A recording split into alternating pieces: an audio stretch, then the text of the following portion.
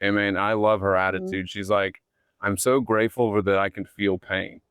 That took me back. Yeah. That was like, wow, just That is reframing it is things. Yeah. because, without pain, we don't know what we have. Like, Mhm. take for instance, leprosy, they couldn't feel pain. So their body parts literally over time fell off because Yeah. they would step on things, or like Mhm. diabetic neuropathy, they don't feel it. So they can lead to all kinds of other issues. Welcome to Down There, a podcast dedicated to pelvic health and wellness for men and women. Hello, and welcome to the podcast Down There. In today's episode, I have a special guest with me, and we are going to be talking about the psychology of gratitude. So at the time of this recording, we are doing a small group retreat with my business coaching group through Uncaged Clinician. And this is one of my colleagues. We've known each other for quite a while. Yeah, about 4 years maybe. Yeah, about 4 years. And we were just talking, I think, at breakfast today, and I was doing a devotional on gratitude. And James mentioned, oh, there's all these studies on the psychology of gratitude. And as he was going on, I said, hey, you want to be my podcast guest later today? And he graciously said, yes. So I'm going to have James introduce himself, and then we'll get right into it.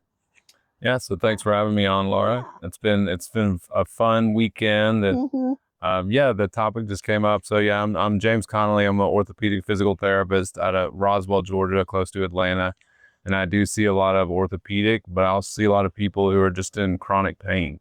So a lot of what I talk about is pain neuroscience education, and we get into the psychology of gratitude, as Laura mentioned. So there is a lot of good studies on that researched over decades about how the body responds to gratitude, and like how you think about things, positive, negative self-talk, and how that goes downstream for pain and healing. Yeah. So walk us through, for someone who's not familiar with that concept. But we're familiar with gratitude. I'm thankful for this, I'm thankful for that. My guess is this goes a little bit deeper than that, correct? Yeah, so it's interesting because, the way I like to talk to people about it is, whenever we think about something, that triggers a cascade of events in our body. Our body releases different hormones, chemicals, neurotransmitters, as we call them, based on how we think. Like, so for instance, take if we're super stressed out, we have something going on at work, something going on at home, and we have an injury. That injury somehow just magically seems to get worse all of a sudden. And that's because certain stress hormones are released, cortisol, adrenaline, and that makes the body tense up even more. So with that, you have the sympathetic nervous system kicks on, which increases heart rate, tightens up the muscles, increases blood flow, and it can increase the pain response, essentially triggering the danger response of the body. And it's the pain response goes to go off to trigger the body to, oh, I need to shut down, something's wrong. So I talk to people about how we can negate that response. And a lot of the research that's gone into that is about gratitude. Instead of being stressed out, get activating the calming part of the nervous system, which is the parasympathetic. And that's through different practices like meditation, prayer, whatever that means to you, something to get the body to calm down, deep breathing. That activates the calming part of the nervous system, which corresponds to other neurotransmitters or chemicals like serotonin, oxytocin. They're the feel-good chemicals that then triggers those gratitude, thankfulness responses in the body. Okay. Now, when you say the body goes into that danger zone response, does the brain know the difference between like a real threat, like, I don't know, there's a bear chasing me in the woods, right, versus a perceived threat? It does not. It does not. Wow. So that's the interesting thing. And there's a really cool book, if you're ever interested, which I studied in health psychology in college, called How the Zebra Got Its Stripes. And it's about back in the day, you want to say caveman times, when we were running from zebra or running from lion, like the zebra was running from the lion. The sympathetic nervous system would kick on and it would get away from the lion and then it would stop. Well, what happens nowadays? It stays on because we have bills. Our line that we're getting away from are bills and work and kids and all the things add up. So what happens? Those stressors don't go away. So our nervous system stays on. It becomes chronic stress, and our body isn't meant to stay in chronic stress. And then it has all the effects that we're talking about with pain and disability. Yeah. And I see that as well. My practice is specialized mainly in pelvic floor physical therapy. I see a lot of people who have those very same issues who have chronic pelvic pain. So there's a lot of crossover there. But also I'm seeing more and more people with urinary dysfunction. For example, gosh, I feel like I have to go pee all the time. Or I have to rush to the bathroom and all the tests come back negative. They hear, well, I don't see anything wrong with you, but they know something's wrong. When we get deeper into a conversation about, what's going on in their life, more often than not, it's exactly what you talked about, James. Their work hours are crazy. They're either their boss or the demands of the job are very, very high. They've got maybe a stressful family life, or maybe a parent is having a chronic illness and they're the caretaker or something like that. So they are under a lot of chronic stress. And sometimes it eventually manifests as I have to go pee all the time instead of pain. And that is just as much a distressing problem that they want a solution to. Yeah. And like you said, you have slightly different tools, I'm sure, and cues you get for your patients, and I do as well, but it all comes down to figuring out how you can calm down your nervous system throughout the day. I like to say control what you can control. Yeah. So we all have so much time in the day, it gets filled with certain things we have to do, like work and tasks with the kids and all those things. But throughout the day, try to find pockets there you can just you can de-stress essentially, whether that means taking a walk outside, getting up and moving. I say, they say sitting is the new smoking, because we really do just sit all the time. And what does that do to the pelvic floor, the tension all the time? And it can build up over time. And for me, let's take, for instance, low back pain. A lot of people don't realize when you're sitting, you're putting more stress on your back because your muscles aren't activating like they need. Your glutes aren't activating, so your back takes the stress. So get up and move. Just little things that I give them, just little exercises, wherever they can manage. And the thing too, I tell people is, it's not one size fits all. I'm not going to give you 20 different exercises, because guess what? That's going to stress you out more, because then you're not doing some exercises and you're worried about not doing them. One more thing to stress out about. Yeah. So it's that conversation of what's doable for you, and how can I meet you where you're at, to take little positive steps over time.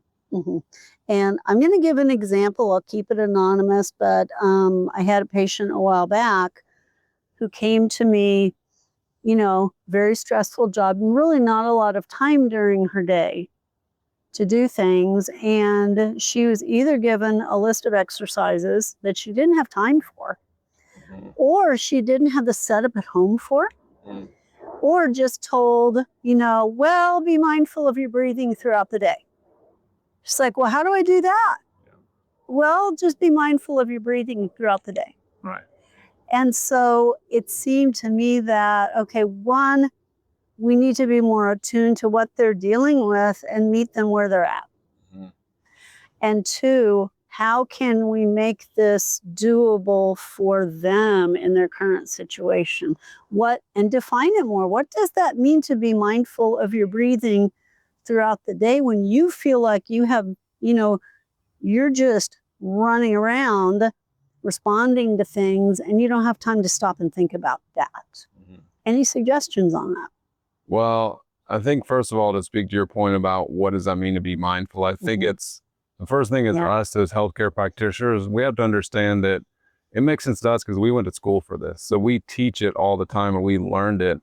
But to every other common person out there, they don't know what that means. So it's really incumbent upon us to take a step back and really break it down for them and take the time to do that instead of just rushing them through and saying, you know what to do. It's like, we shouldn't assume that.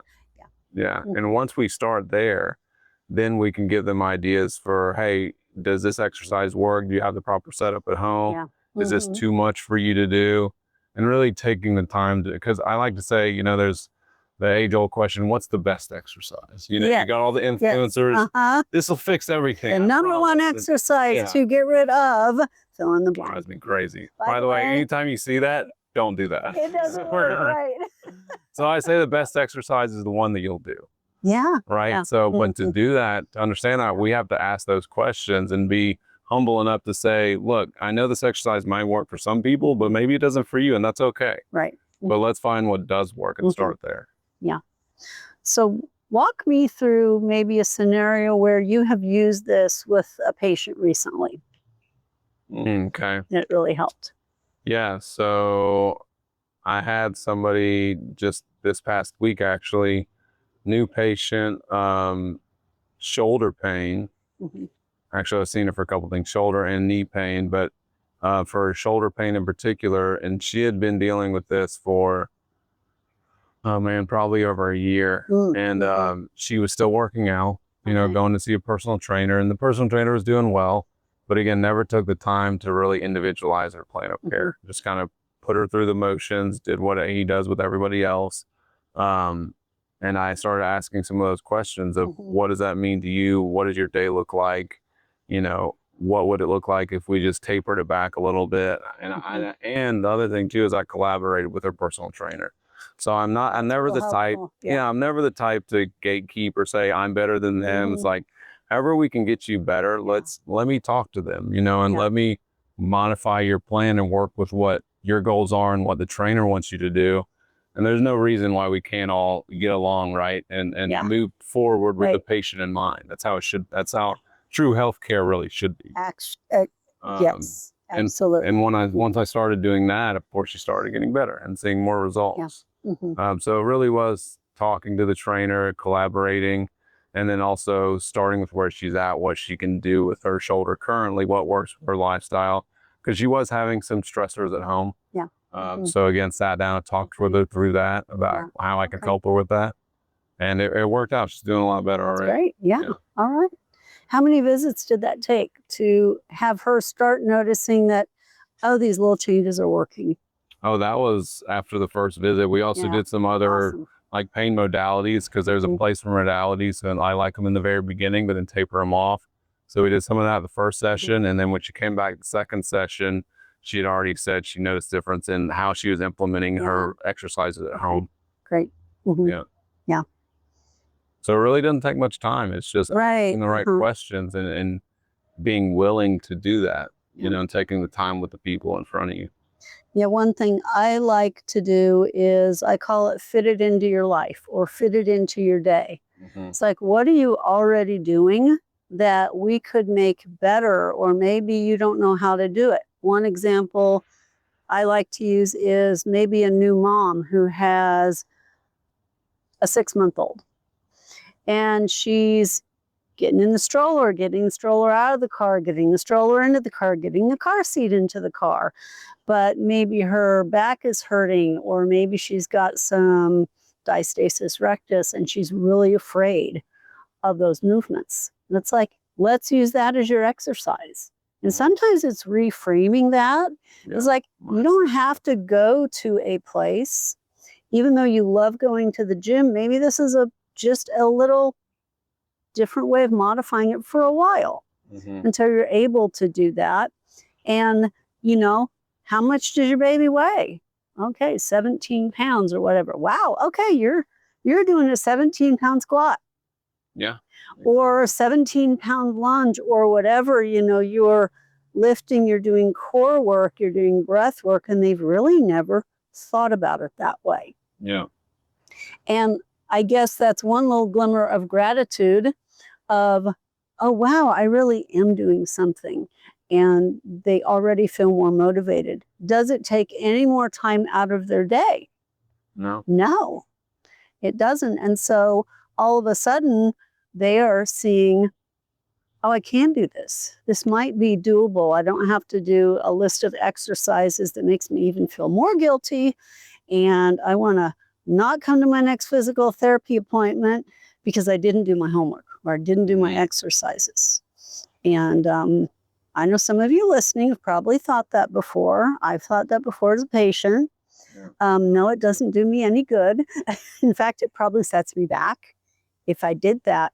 But just, let's fit that into your day for now until you get to that point where you really can get back to those activities a lot more safely and more confidently. Sure. Yeah. That's a great point. I'm glad you brought that up, because that reminds me of a book called Atomic Habits by James Clear. Yes, one of my favorites. Yeah, it's a great book, and talk about mindset shifts, forming different habits. And in that book, he talks about something similar called habit stacking. And that is where you take the exact same, like, you don't change anything. You take your activities that you're doing throughout the day, and then you just put in one of your little exercises into those already activities, and you're being more intentional with your activities. Yeah. And that changes, it reframes your mindset. You get a different perspective, and you're accomplishing more with pretty much the same amount of time, into what you're already doing. Yeah. Yeah, I really like that book, and I use that when we're talking about, integrating things into your life. And how do you use those muscles, like pelvic floor? How do you use that properly now? How do you use the system of your breathing, your abdominals, your pelvic floor properly in a movement you do every day? And make it fairly simple. It doesn't have to be complicated. Right. This stuff doesn't have to be complicated. Just repetition, I'd say. It doesn't have to be complicated, but consistency is key. Practice. Yeah. And then just giving yourself grace. So, what happens when we don't do it? To your point, if we forget an exercise, then we might feel bad about ourselves. And what does that do? Going back to those different chemicals that release, we feel stress, we release cortisol. That can flare up our symptoms, and all of a sudden we're not feeling as good, and we take almost 2 steps forward, 1 step back. So realizing that, I say it's a marathon, not a sprint. So realizing that over time you chip away, you get 1% better every day. Life's going to happen, but when it does, you're equipped with the tools that we talked about, like the different mindset shifts and the exercises to do, and you can re-shift pretty quickly when that happens. So you're not so thrown off and get a flare up or setback as easily. So I want to go back to what you just said is, giving yourself grace, talking to yourself kindly. Can that really make a difference? For sure. Yeah. So, like, for example, I've had this for years, patients who come in, I have a bad bladder. Or when I stand up, I start leaking and I'm so disgusted with myself, or I tell myself, oh, stop that. That's terrible. And I do tell them, it would be good if you spoke a little more kindly to yourself. But I never really thought as much about the psychology behind, or even the pain science or the nervous system science behind that. Can you address that? How does it make a difference in how I talk to myself in my bladder? Yeah, so I'm glad you brought that up. There's another study out there. It's probably plenty of studies, but one, this relates specifically, but I think it translates to this, to like how doctors, how healthcare providers are explaining MRI results to patients. Okay. And it's something called the nocebo effect. So instead of the placebo effect, like a sugar pill, you start to feel better. The nocebo effect, noce means pain. So nocebo effect, the pain-inducing effect we can have on patients when we don't explain MRI results correctly, or we scare them with our language. So what this study found, and I can't remember how many people were involved, but it was a well-done study. And what it found was when providers used language like, like disc bulges everywhere, osteophytes everywhere, or you're never going to get back to normal, kind of these absolutes, and just scaring people like never lift again, and not fully explaining what the MRI results meant, or equipping them with the tools they needed once they did explain it. When they found that if they explained it in a certain negative way, it just scared them worse, and it made their results worse than instead of really, because we know with MRI results, like take with disc bulges, that's a piece to the puzzle, but it doesn't explain everything. It's not related to people's symptoms well at all. And the fact that we don't explain that to people, it actually hinders their results and their outcomes. Right. And that I think that translates well to, like you said, the pelvic floor. If we don't explain it well with what's going on, and you know this better than me, then it can just scare them into making everything worse. Yeah.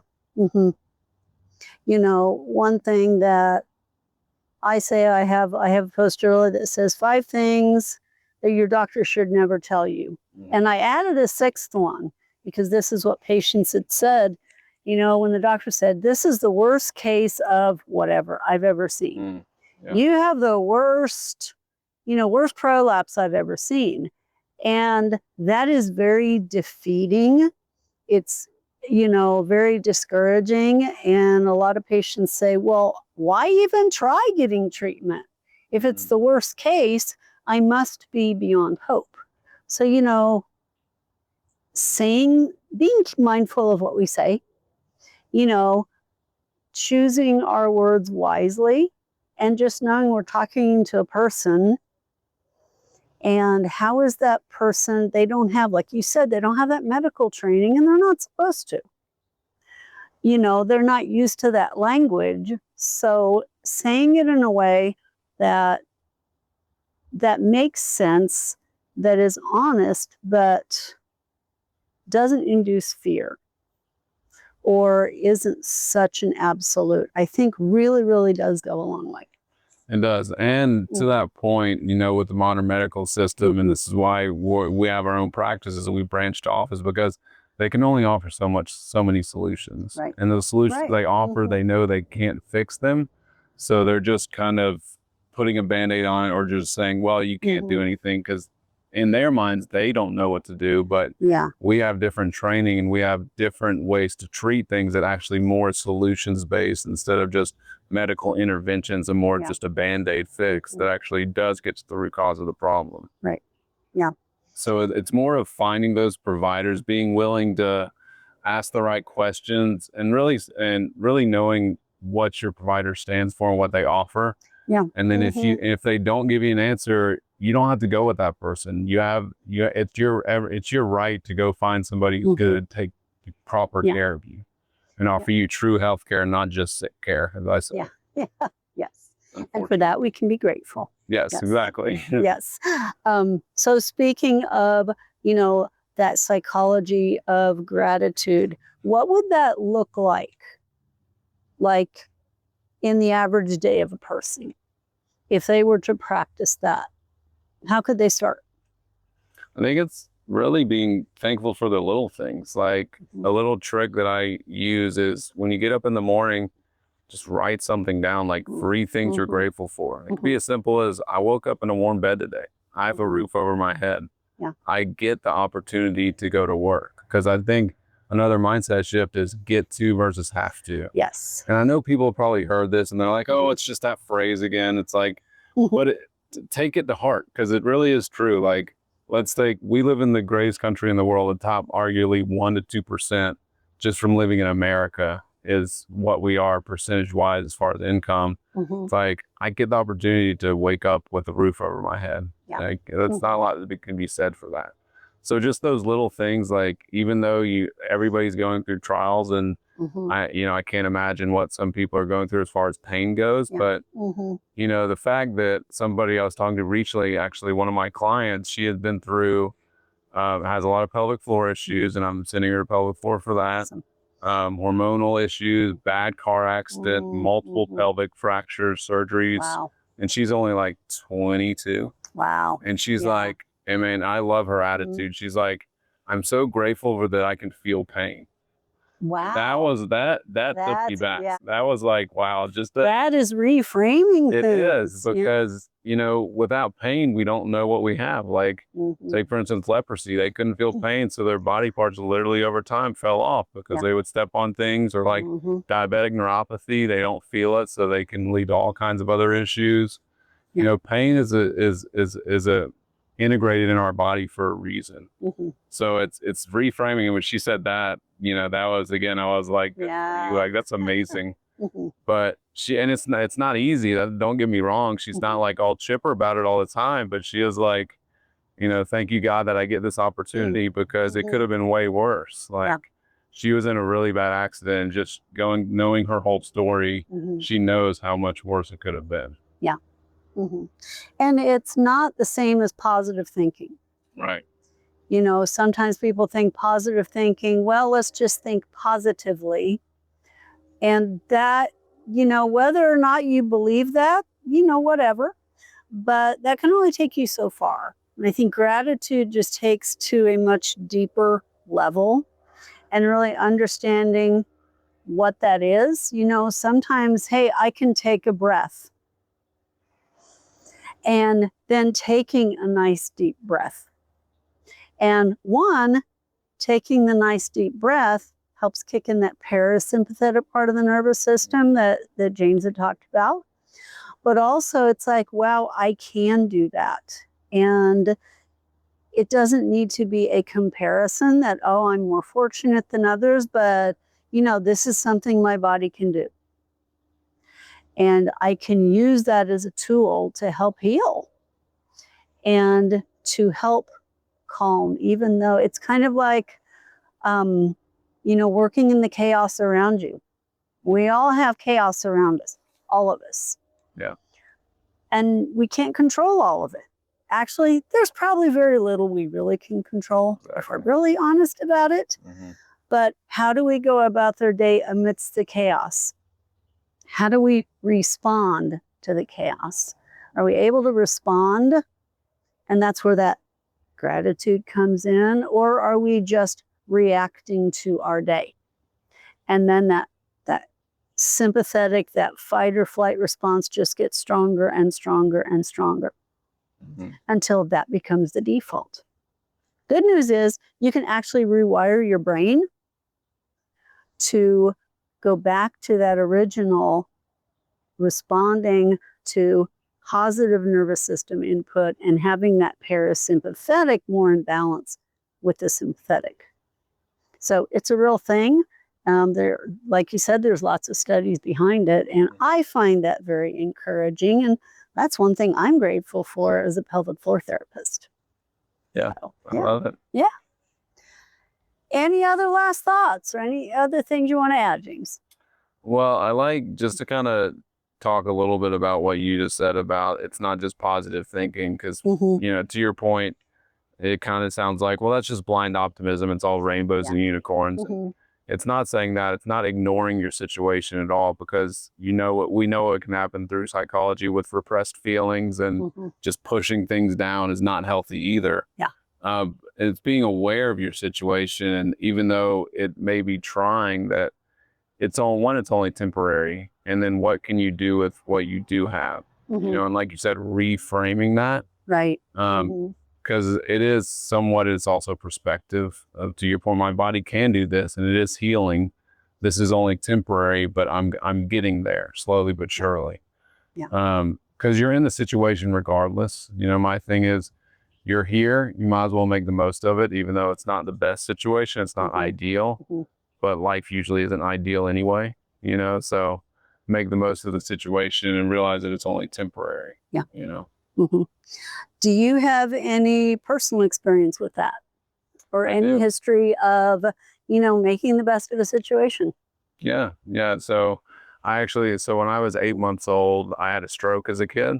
So I was 8 months old. I had a lot of surgeries, corrective surgeries, and rehab to get back from that. That's what got me into physical therapy. Great family support to get through that. But a big part of growing up and going through that was that gratitude mindset. And it really is a mindset. It's not just like I said, rainbows and unicorns, because, I didn't have the best time all the time, and there was pain with surgery. And even 2 years ago, I had a leg lengthening procedure, and it was painful, but I knew I needed this to get better long-term. And of course, it helps being a PT. I knew what to do. Yeah. I'd do my own exercises, I had to practice what I preach. There you go.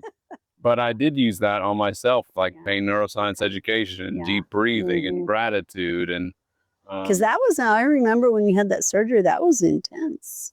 Yeah, it wasn't an easy surgery. It was a lot better than it used to be. It's different kind of technology that they currently use is held off until now. But it's realizing everything around you, what you have at your disposal, and then equipping yourself properly and knowing, okay, this is going to be 6 months, 8 months rehab, whatever it was. That was, I think, about what it was for me. Let's do the things I need to do, realize it's only temporary, and make the best of it. Yeah, great. Yeah, All we all have a choice. Yeah, that's true. And I always say, do you want to choose to react, or do you want to learn how to choose to respond? And there is a world of difference between the two. I like that. So I am grateful that James agreed to be my guest today, and I think we've had a lot of fun doing this. If you have any questions, drop them in the comments below. If you've got something you're grateful for and you want to share that with others, drop it in the comment below or share this podcast with them. You never know the impact that can have on someone else's life. So here's to being grateful, and we'll see you in the next episode. See y'all. Thank you for listening to the show. Drop in a comment and let us know how you liked this last episode. Do you have questions, or do you want to connect with us further? Perhaps you're ready to take that next step. Subscribe to our YouTube channel, The Pelvic Connection with Laura McKaig PT. Check us out on Facebook and Instagram at Laura McKaig PT, or visit our website at www.pelvicconnection.com to discover our online programs and resources, or how to work with us in person. Here's to your pelvic health.